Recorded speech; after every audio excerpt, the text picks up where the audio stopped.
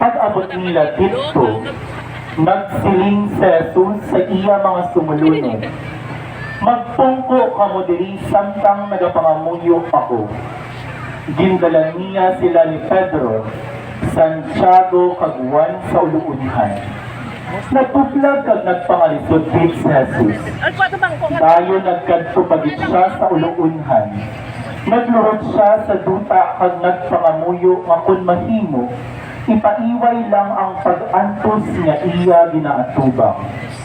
Nagpangamuyo siya, Amay, ang tanan nga butang mahimo mo, gani ilikaw mo ini nga pag-antos nga nagaabot sa akon.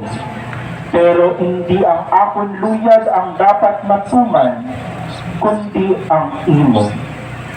Pagbalik niya sa iya tatlo ka sumulunod, naagpan niya sila nga nagakatulog, magpulaw kamo kag magpangamuyo, nga hindi kamo madaog sang temptasyon.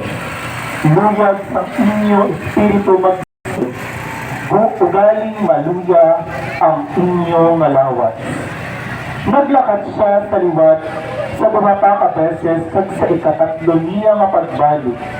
Ginpamangkot niya sila liwat kung nagakatulog pa.